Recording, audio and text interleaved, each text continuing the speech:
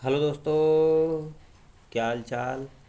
बढ़िया। देखिए, आज हम पहुंच चुके हैं क्लास 11th का जो हम स्टार्ट किए थे, हिंदी मीडियम जीव विज्ञान। ठीक, उस पे हम आज के पाँचवा लेक्चर हम पहुंच चुके हैं। अंतर झिल्लिका तंत्र पे पहुंच चुके हैं। ठीक, चलिए इसे हम देखते हैं और उसके बाद और पॉइंट हम देखते हैं। चलिए, यहाँ से लिखा है अंतर झिल्लिका तंत्र, यानी सेल जो है, सेल के अंदर जितने भी अंदर झिल्ली वाला नेटवर्क लाइक स्ट्रक्चर प्रेजेंट होता है वो उसके सिस्टम के अंतर्गत पढ़ेंगे। ठीक, कौन कौन है उसके देखेंगे। देखिए झिल्लीदार अंगक कार्य एवं संरचना के आधार पर दूसरे से काफ़ी अलग होते हैं। इनमें बहुत से ऐसे होते हैं जिनके कार्य एक दूसरे से जुड़े होते हैं, जो क्या करते हैं, अंतः झिल्ली तंत्रिका के अंतर्गत रखे जाते हैं। ठीक, मतलब कहने का मतलब बहुत सारे जो सेल ऑर्गेनेल हैं उसे क्या करें, आपस में जुड़े रहते हैं। ठीक, तो उसी को क्या करते हैं, ये जो अंतः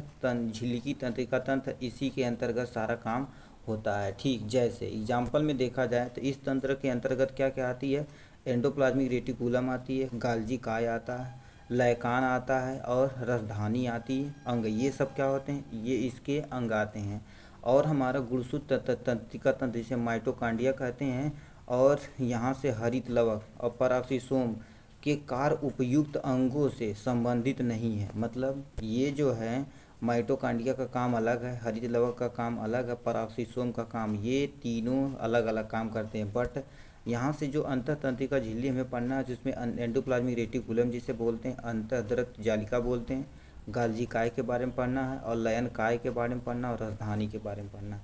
इनके बारे में हमें क्या करना है, पूरा पढ़ना है। बट और यदि माइक्रोकांडिया कोई बोले और हरित लवक बोले या पराक्सीसोम बोले तो ये सब इसमें नहीं आते हैं, ये अलग अलग होते हैं। ठीक, इन्हें अंतः प्रदीप्त यानी अंतः झिल्लिका तंत्र के अंतर्गत नहीं रखा जाता। किसे, माइटोकांड्रिया को, हरित लवक को, पराक्सीसोम को, ये अलग होते हैं। ठीक, तो हम स्टार्ट आज करेंगे एंडोप्लाज्मिक रेटिकुलम। ठीक, एंडोप्लाज्मिक रेटिकुलम ये आपके सामने इसके लिए है। देखिए, एंडोप्लाज्मिक रेटिकुलम ये है और ये आपका डायग्राम है। ठीक, ये आपका डायग्राम है और ये आपका थ्योरी दे रखा है। चलिए, एंडोप्लाज्मिक रेटिकुलम से पढ़ने से पहले हमको क्या होता है, आपको बता देते हैं खोज के बारे में। इसकी खोज किसने की थी, आप नोट कर लीजिएगा। ठीक है, खोज कर लीजिए, नोट कर लीजिए। जैसे पोर्टर नामक वैज्ञानिक कौन है, यहाँ से लिख देते हैं। पोर्टर नामक वैज्ञानिक कब, 1945 में पहली बार एंडोप्लाज्मिक रेटिकुलम की खोज की थी। ठीक, ये था एक पॉइंट, यानी इनके खोज के बारे में। अब ये खोज के बारे में हो गया, अब हम इनके बारे में थोड़ा सा पढ़ते हैं। ठीक है, इनके बारे में हम थोड़ा सा पढ़ते हैं। क्या देखा यानी अंतः प्रदीप्त जल का, जिसे हम एंडोप्लाज्मिक रेटिकुलम, शॉर्ट में कहीं कहीं पर क्या होता, ER लिखा होता, टेंशन नहीं लीजिएगा। ठीक है, एंडोप्लाज्मिक रेटिकुलम उसका भी नाम है। ठीक है, जैसे इलेक्ट्रॉन माइक्रो सूक्ष्मदर्शी के अध्ययन के पश्चात ये पाया जाता है कि, मतलब इलेक्ट्रॉन माइक्रो सूक्ष्मदर्शी के अध्ययन के पश्चात ये पाया जाता है कि यूकैरियोटिक कोशिकाओं के कोशिका द्रव्य में चपटे, ऐसे देखो करिए, चपटे आपस में जुड़े थैली युक्त छोटी नलिकावत जलिका होती तंत्र बिखरा होता है, जिसे हम क्या कहते हैं, एंडोप्लाज्मिक रेटिकुलम कहते हैं। कहने का मतलब यूकैरियोटिक कोशिका होती है, उसमें चपटे और आपस में थैली युक्त यानी थैली नुमा क्या होता है, एक स्ट्रक्चर होता है जो यानी पूरे सेल में बिखरा होता है, पूरे सेल में बिखरा होता है, जिसे हम क्या कहते हैं, गाल्जी उपकरण यानी एंडोप्लाज्मिक रेटिकुलम बोलते हैं। ठीक, इसी में सारा चीज़ होता है। ठीक, इसी के अंदर सारा चीज़ हमें पढ़ना है। ठीक, अब देखिए, अब ये कितनी तरह के हो सकते हैं, यहाँ से एंडोप्लाज्मिक रेटिकुलम दो तरह के होते हैं। ठीक, एक हमारा चिकना यानी एंडोप्लाज्मिक रेटिकुलम होता है, एक कणिकामय होता है। यानी चिकने को हम स्मूथ एंडोप्लाज्मिक रेटिकुलम बोलते हैं, और जो खुदरा होता है उसे हम रफ एंडोप्लाज्मिक रेटिकुलम बोलते हैं। ठीक, ये दो तरह का होता है। स्मूथ एंडोप्लाज्मिक रेटिकुलम क्यों कहते हैं और रफ एंडोप्लाज्मिक रेटिकुलम कहते हैं, इसके बारे में बताते हैं। यदि राइबोसोम हमारा क्या, राइबोसोम क्या है बाबू, राइबोसोम हमारा यानी अब्सेंट है, यदि राइबोसोम नहीं पाया जाएगा तो हमारा स्मूथ एंडोप्लाज्मिक रेटिकुलम रहेगा। ठीक, और यदि राइबोसोम प्रेजेंट रहेगा तो हमारा रफ एंडोप्लाज्मिक रेटिकुलम है। जैसे हम यहाँ से एक डायग्राम आपको बना देते हैं। ठीक, ये आप मान लेते हैं एंडोप्लाज्मिक रेटिकुलम है। ठीक, इस साइड में हमारा ऐसे क्या होता है, बीड बीड लाइक स्ट्रक्चर होता है। हम कलर थोड़ा सा चेंज कर देते हैं। ठीक है, यहाँ से कर देते हैं कलर, और ये तीनों चीज़ यानी तीनों उड़ा देते हैं। ठीक, जैसे देखिएगा दिया ये रफ एंड ये राइबोसोम है, जो ये बना रहे हैं ये क्या तुम्हारा सब राइबोसोम है। तो यानी इस एरिया को तो हम क्या बोलेंगे, रफ एंडोप्लाज्मिक रेटिकुलम बोलेंगे। और इसमें देखिए कोई भी हमारा बीड लाइक स्ट्रक्चर नहीं है, तो इसे हम क्या बोलेंगे, स्मूथ एंडोप्लाज्मिक रेटिकुलम, जिसे हम चिकना राइबोस यानी एंडोप्लाज्मिक रेटिकुलम बोलेंगे। और ये हमारा रफ एंडोप्लाज्मिक रेटिकुलम, क्योंकि इसमें रफ आर का मतलब क्या, रफ। ठीक, और इसमें यस का मतलब क्या है, स्मूथ। तो यदि राइबोसोम ये जो है बीड लाइक स्ट्रक्चर, ये आपका एक्चुअली राइबोसोम है। ठीक, यदि प्रेजेंट रहेगा तो हम क्या बोलेंगे, यदि एंडोप्लाज्मिक रेटिकुलम पे राइबोसोम प्रेजेंट रहेगा तो हमारा रफ एंडोप्लाज्मिक रेटिकुलम। यदि राइबोसोम अब्सेंट रहेगा, ये नहीं पाया जाएगा, वो अनुपस्थित रहेगा, तो हमारा स्मूथ एंडोप्लाज्मिक रेटिकुलम। ठीक, इसी को हम समझा दिए हैं। अब देखिए यहाँ से देखिए आप देखिए राइबोसोम अंतः प्रदीप जालिका के बाहरी सतह पर चिपके रहते हैं। अभी देखिए करिए ऐसे बनाए तो बाहरी सतह पे क्या होता है, ऐसे चिपके थे कि नहीं, तो हमारा क्या होता है, चिपके रहते हैं, जिसे अंतः प्रदीप जालिका की सतह पर राइबोसोम मिलते हैं, उसे हम खुदरा यानी रफ एंडोप्लाज्मिक रेटिकुलम बोलते हैं। कहते हैं यदि राइबोसोम अनुपस्थित रहता है तो उसे हम क्या बोलते हैं, स्मूथ एंडोप्लाज्मिक रेटिकुलम बोलते हैं। यही चीज़ आपका दोनों पॉइंट में लिखा है। चलिए हम आपको नीचे स्क्रॉल करके दिखाते हैं क्या लिखा है। ठीक, देखिए, ठीक है, देखिए यानी चिकनी चिकनी लगती है, जिसे हम क्या चिकनी अंतः यानी अंतर्द्रवित जालिका बोलते हैं, जिसे हम क्या बोलते हैं, स्मूथ एंडोप्लाज्मिक रेटिकुलम बोलते हैं। ठीक, जो आपको समझ में आ गया बढ़िया से। अब देखिए क्या क्या कौन कौन करता है, उसके लिए हम आपको बता देते हैं। यहाँ से हम लिख देते हैं रफ एंडोप्लाज्मिक रेटिकुलम और हमारा स्मूथ एंडोप्लाज्मिक रेटिकुलम। ठीक है, देखिए यदि आपका इसमें डिफरेंस बता देते हैं। ठीक, डिफरेंस बता देते हैं। यदि राइबोसोम प्रेजेंट रहेगा तो रफ एंडोप्लाज्मिक रेटिकुलम। यदि राइबोसोम प्रेजेंट रहेगा तो क्या करेगा, वो आपका प्रोटीन संश्लेषण में भाग लेगा, क्योंकि इसके पास क्या राइबोसोम क्या है बाबू, राइबोसोम प्रेजेंट है, तो आपका ये किस में भाग लेगा, प्रोटीन सिंथेसिस में भाग लेगा। ठीक, यदि स्मूथ प्लाज्मिक यानी एंडोप्लाज्मिक रेटिकुलम है, स्मूथ एंडोप्लाज्मिक रेटिकुलम है, तो उसमें क्या होता है, ये आपका जो राइबोसोम है, ठीक, ये राइबोसोम है, इसमें क्या रहेगा, अब्सेंट रहेगा। राइबोसोम अब्सेंट रहेगा तो यानी किसका, प्रोटीन का संश्लेषण नहीं कर सकता। किसका संश्लेषण करता है, ये लिपिड का संश्लेषण यानी लिपिड का संश्लेषण करता है। ठीक, अब यहाँ से लिखिए क्या लिखा है, जो कोशिका प्रोटीन संश्लेषण और स्रवण में भाग लेती है वो खुदरी होती है।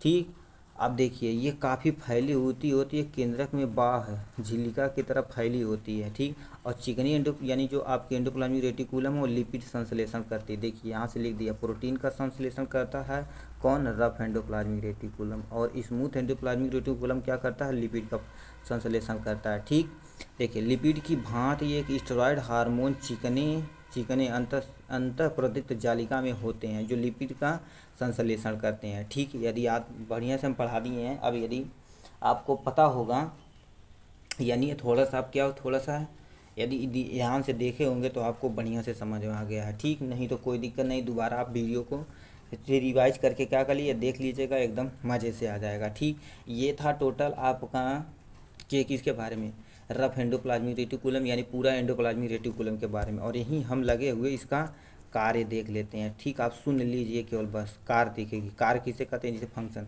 ठीक, देखिएगा दिया। अब ये पहला हम बता दिए, ये प्रोटीन संश्लेषण में भाग लेता है, प्रोटीन पहला हमारा काम हो गया। और लिपिड का संश्लेषण होता है, यानी लिपिड का भी संश्लेषण में हमने भाग ले लिया। ठीक, और तीसरा यानी ये आपका जो हमारा ग्लूकोज होता है, ठीक, ग्लाइकोजन के फॉर्म में, यहाँ से लेके हिंदी लिख देते हैं। ठीक, ग्लाइकोजन के फॉर्म में हमारा किस में, आपका ग्लाइकोजन के फॉर्म में, यानी क्या ग्लाइकोजन का भी स्टोर यानी सिंथेसिस करता है और उसे स्टोरेज करता है। ठीक, और हमारा ये कैसे होता है, देखिए अब यहाँ से हम कुछ चीज़ें बता देते हैं।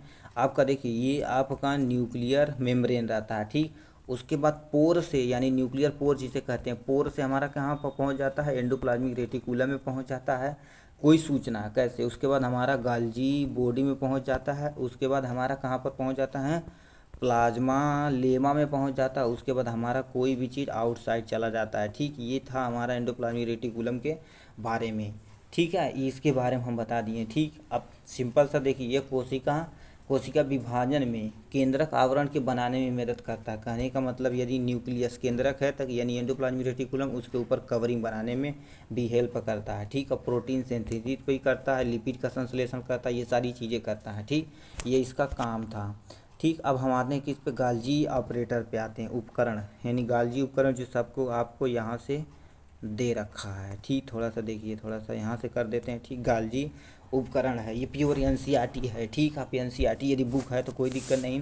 देखिए यहाँ से दे रखा है क्या, गाल्जी उपकरण के बारे में। ठीक है, यानी अब देखिए कमीलो गाल्जी नामक वैज्ञानिक थे। कब, यानी 1898 में पहली बार इन्होंने क्या किया था, पहली बार केंद्रक के पास घनी रंजित जलिकाकार संरचना तंत्रिका तंत्र में देखी थी, जिन्हें बाद में उन्होंने नाम दिया क्या, गाल्जी काय दिया। ठीक, गाल्जी काय दिया।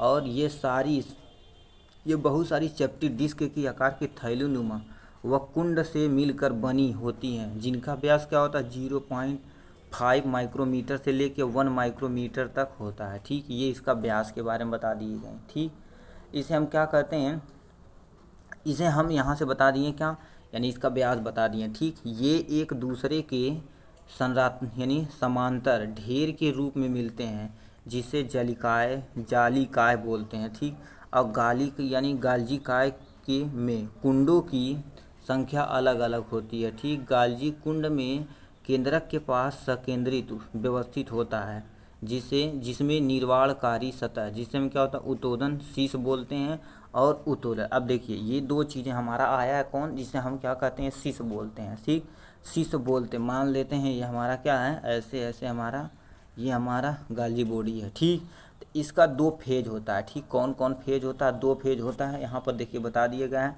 एक हमारा कहाँ पर फेज कहते हैं, उत्तोलन फेज होगा। ठीक, ये उत्तोलन फेज हो गया। एक हमारा ये उत्तल मतलब उभरा हुआ, तो जाहिर सी बात क्या रहेगा, उधर यानी उत्तल हमारा ये रहेगा, जिसे हम ये उत्तल वाला लेखें, उत्तला वाला यानी ट्रांस हो गया, यानी ट्रांस ये हो गया।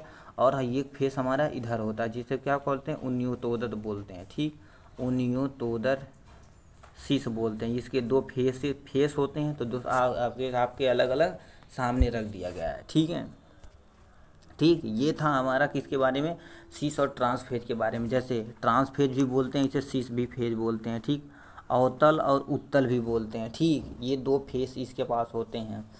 ठीक, अब यहाँ से क्या दे रखा है आपका अंग शीश। चलिए ये कलर थोड़ा सा बढ़िया ले लेते हैं। ठीक है, देखिए करिए अंग शीश और ये वो अंगक शीश यानी ट्रांस शीश सतह के पूर्णतः अलग होते हैं, लेकिन आपस में जुड़े रहते हैं। ठीक, आपस में मतलब ये वाले फेस और ये वाले फेस दोस्तों क्या होता है पूर्णतः अलग होते हैं, मगर आपस में जुड़े होते हैं। ठीक, गाल्जी काय का मुख्य कार्य क्या होता है, द्रव को यानी संवेदित कर अंतर कोशिका लक्ष्य तक पहुंचाना या कोशिका के बाहर स्रावित करना होता है। ये मेन काम क्या करता है, इसका संश्लेषण का काम यानी ज़्यादा से ज़्यादा होता है। ठीक है, ये क्या करता है, संवेष्टित द्रव अंतः प्रदत्त जालिका से पुटिका के रूप में गाल्जी काय के शीर्ष सिरे से संगठित होकर परिपक्व सतह की ओर गति करते हैं। ठीक, ये गति करते हो गए, यानी इससे स्पष्ट है कि गाल्जी काय का अंतःप्रदीप्त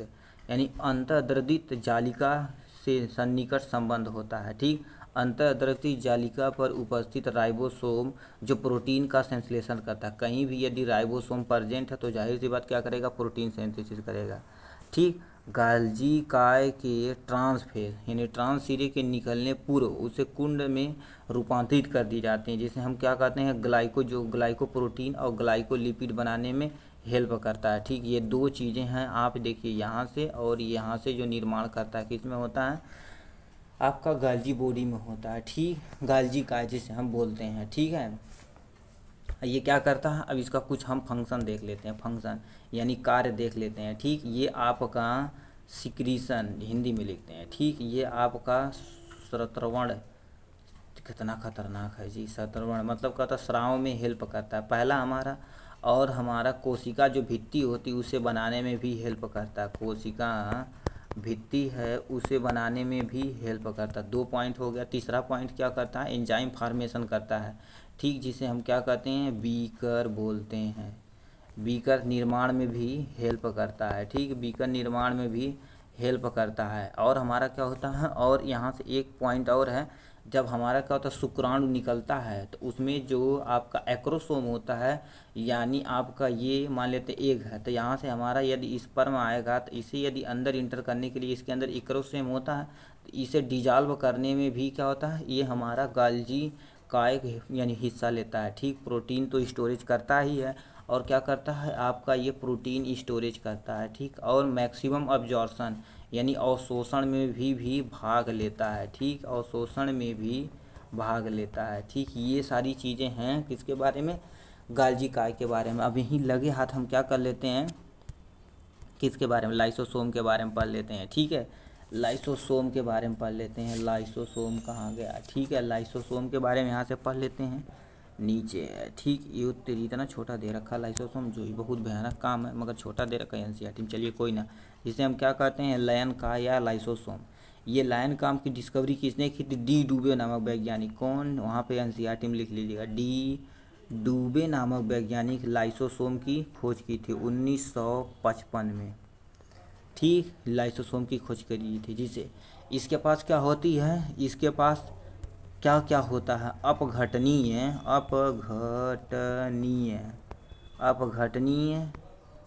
एंजाइम, जिसे हम क्या कहते हैं, वीकर बोलते हैं, ठीक। इतना इसके पास होता है, जो क्या करता है, हाइड्रोलाइटिक एंजाइम होता है, जो किसी भी चीज़ को मार सकता है। नाम से ही पता देखो करिए, लाइसोसोम, लाइसो मतलब क्या होता है, डाइजेस्टिव, अब बॉडी मतलब सोमा मतलब बॉडी होता ही है, तो यानी किसी भी चीज़ को यह डाइजेस्ट कर सकता है ईजिली, एकदम आराम तरीके से, कोई दिक्कत इसके पास नहीं है। तो हम ले एनसीईआरटी पढ़ते हैं। यह झिल्ली पुटिका संरचना होती है जो हमारा संवेदक विधि द्वारा गाल्जी काय में बनते हैं, ठीक। चलिए हमने बना लिया। पृथक्कृति लयन का है, पुटिका से सभी प्रकार की जल अपघटनी, देखिए जल अपघटनी एंजाइम निकलते हैं, जैसे हाइड्रोलेज हो गया, यानी लाइपेज हो गया, यानी प्रोटीलेज हो गया, कार्बोहाइड्रेजेज हो गया, ये सब चीज़ इसमें मिलते हैं, जो अम्लीय परिस्थितियों में सर्वाधिक सक्रिय होते हैं। ये एंजाइम कार्बोहाइड्रेट, लिपिड और प्रोटीन हो गया, लिपिड हो गया, न्यूक्लिक अम्ल का भी पाचन में सक्षम होता है। मतलब यदि कार्बोहाइड्रेट सेल के अंदर है तो उसे डाइजेस्ट कर देगा, लिपिड को भी यानी प्रोटीन को भी डाइजेशन कर देगा, लिपिड का भी डाइजेशन कर देगा, न्यूक्लिक एसिड, इसके पास सारी एंजाइम प्रेजेंट होती हैं, ठीक। इसीलिए हम क्या कहते हैं, इसे हम कबरदाह बोलते हैं, सेल का कबरदाह, जिसे suicidal bag of the cell बोलते हैं, ठीक है। इतना चीज़ हम आपको बारे में इसकी किसके बारे में, लाइसोसोम के बारे में बता दिए, ठीक है। देखिए इतना चीज़ हमारा था किसके बारे में, सेल के बारे में, और कुछ है इसके बारे में नहीं, ठीक। ये हमारे किसी भी चीज़ को आराम से कर सकता है, ठीक, क्या डाइजेशन कर सकता है, किसे, कार्बोहाइड्रेट, लिपिड, प्रोटीन, न्यूक्लिक अम्ल, किसी भी चीज़ का डाइजेशन आराम से कर सकता है, ठीक। अब यहीं लगे आते हैं हमारा क्या है, वैक्यूल, जिसे हम रसधानी भी बोलते हैं, ठीक है। राजधानी भी लिख देना चाहिए था, ठीक। वैक्यूल बोलते हैं, ठीक। वैक्यूल के बारे में हम थोड़ा सा देख लेते हैं। देखिए क्या क्या होता है, कोशिका द्रव में झिल्ली द्वारा घिरी जगह को हम रसधानी कहते हैं। मतलब ये सेल है, सेल के क्या कहता है, ऐसे जो सेल के अंदर ऐसे होता है स्ट्रक्चर, उसे हम क्या कहते हैं, वैक्यूल यानी रसधानी बोलते हैं, ठीक। रसधानी कहते हैं। इनमें पानी, रस, उत्सर्जित पदार्थ एवं अन्य उत्पाद जो कोशिका के लिए उपयोगी नहीं है उससे क्या होता है, उससे मिलते हैं। और रसधानी एकल झिल्ली के एकल यानी सिंगल सेल यानी सिंगल मेम्ब्रेन से ही बना है, आवृत्ति होते हैं, जिसे हम क्या कहते हैं, टोनोप्लास्ट कहते हैं, ठीक। तो हमारा शब्द है, अब टोनोप्लास्ट किससे रिलेटेड है, राजधानी यानी वैक्यूल से रिलेटेड है, ठीक है। अब देखिएगा, ये पादप कोशिकाओं में यह कोशिका का 90% स्थान घेरता है, ठीक। यदि पादप कोशिका में देखा जाए तो यानी मान लेते हैं ये आपका क्या है, कलर थोड़ा सा वीआईपी ले लेते हैं यार, ठीक। ये मान लेते हैं ये क्या है, पादप कोशिका है, ठीक। इसमें क्या होता है, 90% आपका किस जगह कौन घेर देता है, वैक्यूल। इसलिए न्यूक्लियस क्या होता है, ऐसे पेरीफेरी यानी कहीं साइड में आके छिप जाता है, ठीक। क्योंकि इसके पास क्या होता है, यानी आपका प्लांट है तो प्लांट को क्या चाहिए, ज़्यादा से ज़्यादा पानी चाहिए, जो पानी वैक्यूल कंटेन करता है, ठीक। एनिमल सेल में होता है बट छोटा होता है, ठीक है। यानी 90% क्या स्थान घेर लेता है, ठीक। पौधों में बहुत से आयन वह एक दूसरे यानी दूसरे पदार्थ जो श्रवण प्रवर्त के विपरीत यानी क्या होता है, टेफनोप्लास्ट से होकर राजधानी में अवगामित होते हैं। इस कारण से इनकी सांद्रता क्या होती, रसधानी में कोशिका द्रव्य की अपेक्षा काफ़ी अधिक होती है। ठीक, इसके बारे में हम बता दिए, ये रसधानी के बारे में बता दिए। ठीक है, रसधानी के बारे में बता दिए। और क्या दे रखा है हमारा, और हमारा नीचे कौन सा कोई सेल ऑर्गेनेल दे रखा है कि नहीं, किसी के बारे में लिखा है। 2 लाइन यहाँ से नीचे लिखा है, चलिए इसे पढ़ लेते हैं। देखिए, अमीबा में संकुचनशील रसधानियाँ के उत्सर्जन के लिए महत्वपूर्ण होते हैं। उत्सर्जन के लिए क्या होता है, महत्वपूर्ण होते हैं। बहुत सारी कोशिका जैसे यानी आघात जीव जो खाद्य रसधानी का निर्माण करते हैं, खाद्य पदार्थों को निगलने के लिए भी होता है। जैसे कहने का मतलब क्या होता है, जो हम लाइसोसोम पढ़ रहे हैं इसके पास क्या होता है, वैक्यूल पढ़ रहे हैं। ठीक, ये वैक्यूल क्या करता है, मान लेते हैं यही पीछा अमीबा में क्या होता है, संकुचनशील रसधानियाँ होती है। मतलब ऐसे होता, मान लेते हैं इसके पास ये भोजन है तो क्या करेगा, ऐसे यहाँ पर ये गड्ढा बनाएगा, उसके बाद क्या करेगा, इस भोजन को इसी के अंदर यहाँ से कर देगा। कुछ समय के बाद क्या करेगा, भोजन इसी के अंदर हो जाएगा। ठीक, ये लील जाएगा, यानी लील जाएगा मतलब खा जाएगा। ठीक, इसके पास होता है वैक्यूल। ठीक, ये था हमारा टोटल इतना चीज़ें। उसके बाद हम नेक्स्ट वीडियो मिलेंगे, आपके सामने क्या है, माइटोकॉन्ड्रिया और लवक, ये दोनों पढ़ेंगे एक ही साथ। ठीक, पढ़ाई करते रहिए। All the very best.